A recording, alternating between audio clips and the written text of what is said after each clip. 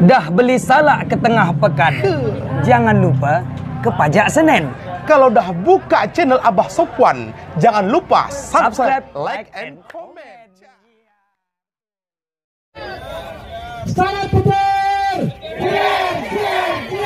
Assalamualaikum warahmatullahi wabarakatuh. Sahabat Abah Sopwan, sahabat P-Network dimanapun berada. Semoga teman-teman para sahabat semua hari ini dalam keadaan sehat walafiat, tetap bisa menjalankan tugas atau aktivitas seperti biasanya. Namun perlu saya ingatkan, jangan lupa untuk menggali petirnya. Karena petir itu adalah masa depan kita. Baik teman-teman, sama-sama kita ketahui ya, ada sebuah cerita dari Nicholas Kolkalis yang menyatakan nantinya dunia akan menggunakan uang digital. Itu prediksi dia pada beberapa waktu yang lalu. Dan hal ini mengarah menjadi sebuah kenyataan. Kenapa saya bilang demikian? Karena saat ini Bank Indonesia merencanakan meluncurkan uang digital rupiah. Ya, diperkirakan nanti diluncurkan pada saat Desember tahun 2022. Ini adalah konsep Bank Indonesia dalam meluncurkan uang digital dalam bentuk rupiah. Konsep mata uang digital, Bank Sentral atau Central Bank Digital Currency, disingkat CBDC, ini memang pernah mencuat pada tahun 2021 dan kembali digaungkan beberapa hari yang lalu. Ini dinilai merupakan langkah baik untuk literasi keuangan digital di Indonesia. Kenapa? Karena kita lihat di mana-mana negara-negara besar sudah menggunakan uang digital. Ya, seperti salah satu contoh, warga Amerika itu jarang membawa uang fiat, uang kontan. Mereka lebih menggunakan kartu kreditnya atau menggunakan cryptocurrency, uang digitalnya ya. Ini memang perkembangan zaman memintanya seperti itu. Salah satu contoh kecil lagi, pada saat negara Republik Indonesia meminjam uang ke Bank Dunia ya atau ke negara-negara adidaya, mereka tidak pernah memberikan uang fiat, uang kontan. Mereka memberikan dalam bentuk digital ya. Mereka hanya mentransfer angka-angka yang langsung masuk ke Bank Indonesia, diterima dan oleh Bank Indonesia dikelola dan dicairkan dalam bentuk uang rupiah untuk dikelola negara Republik Indonesia. Jadi sama-sama kita ketahui memang dunia sudah ke arah bank digital. Terlebih fokus pembahasan pada G20, yaitu pembangunan infrastruktur dalam rangka mendukung terlaksananya ekonomi digital seperti pembangunan infrastruktur, penentuan roadmap, dan pemberian stimulasi digitalisasi. Jadi G20 itu sudah mencanangkan pembayaran uang digital di tingkat dunia. Jadi memang sudah mengarah ke sana. Makanya P-Network, CoinP itu adalah uang digital, bukan aset komoditi. Ya, dia diciptakan oleh Nicholas Kolkalis sebagai uang digital. Kenapa demikian? Karena uang P-Network ini ya, CoinP kita ini sudah ada di 230 negara lebih kurang. Jadi hampir semua negara nantinya bisa menggunakan CoinP. Ya, tinggal penyesuaian aja. Kita berharap ini terus berkembang dan kita berharap ya, CoinP segera mencapai targetnya, yaitu mainnet terbuka. Itu kita harapkan.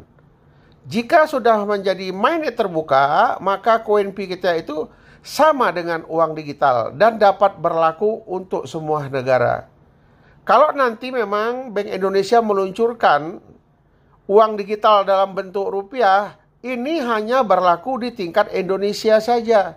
Tidak berlaku untuk tingkat luar negeri. Kenapa? Ya, karena itu dia tidak merata. Kalau nanti P-Network ini merata ada di seluruh negeri. Di lebih kurang 230 negara. Jadi dia dapat berlaku di semua negara P-Coin ini. Beda dengan uang rupiah kita. Kalaupun kita bawa uang fiat di Singapura, kita sulit untuk belanja dengan menggunakan uang rupiah. Begitu juga nanti di Thailand. Itu pengalaman saya. ingin memberi beberapa barang di Thailand, sudah terjadi nego penawaran. Pada saat saya ingin membayar dengan rupiah, maka pedagangnya mengatakan, Pak, tukar dulu ke dolar. Setelah Bapak tukar dolar, baru bawa kemari. Jadi sedih juga ya.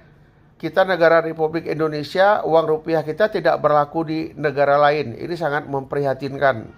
Ya, namun nantinya koin Pi itu yang kita tambang selama ini, yang kita kumpulkan selama ini, semoga pada mainnet terbuka nantinya bisa menjadi uang digital yang dapat berlaku di semua negara.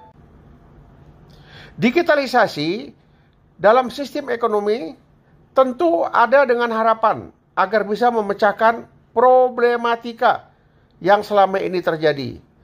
Terlebih juga mengurangi risiko dari penggunaan uang kertas, kata Oscar Dermawan. Oscar Dermawan memberi masukan akan lebih baik apabila pembuat rupiah digital memanfaatkan teknologi distributed ledger. Teknologi yang memiliki banyak kelebihan, terutama bahwa teknologi ini memiliki sifat yang lebih aman dan transparan. Teknologi blockchain sangat mengedepankan sifat transparansi dan efisiensi. Konsep pun sama dengan konsep Web 3.0 ya. Sama dengan ada yang di konsep Pi Network ya. Yang sama-sama mengedepankan prinsip tersebut sehingga akan fungsinya sebagai pembayaran atau alat tukar bisa jauh lebih efisien, transparan, aman, jelas Oscar dalam siaran persnya. Ini memang sudah mengarah ke digital semuanya. Jika nanti negara tidak mengikuti perkembangan uang digital, maka negara itu akan tertinggal.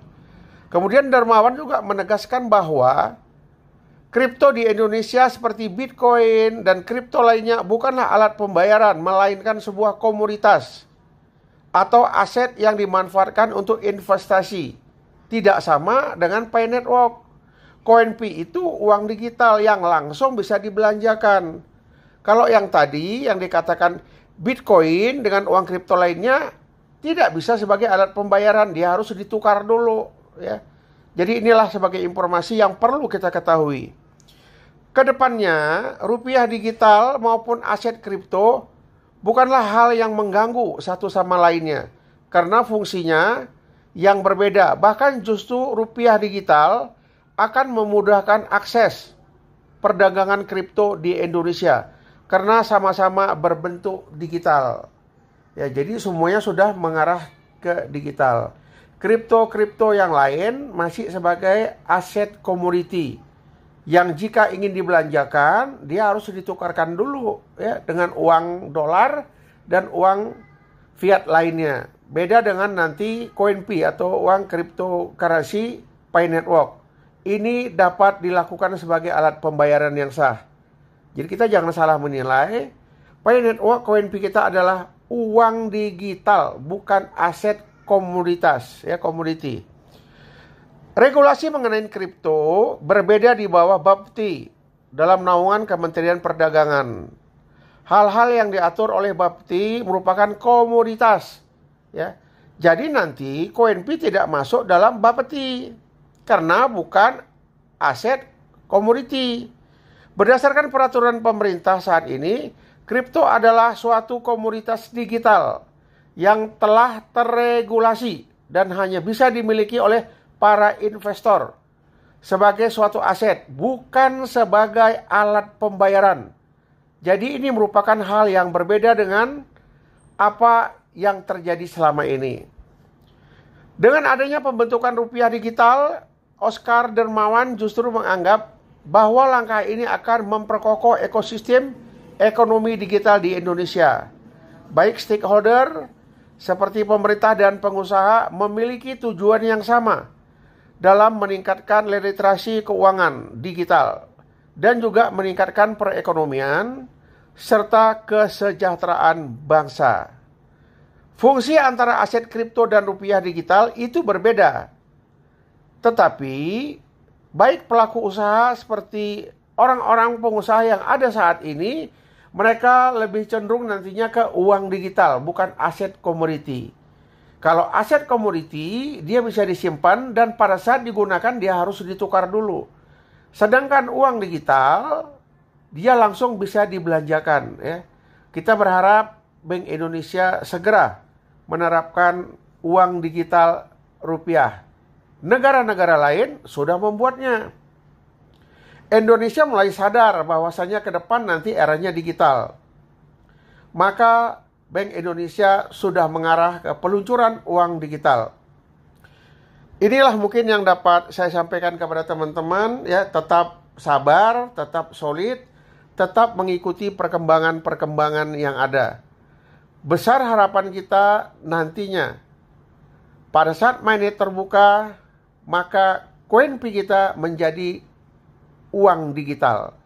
Kemudian bagi teman-teman yang sampai saat ini yang belum KYC atau sudah KYC belum transfer ke dompet walletnya, ini adalah alasan daripada core team untuk menahan teman-teman pionir tidak menjual Koinpi-nya.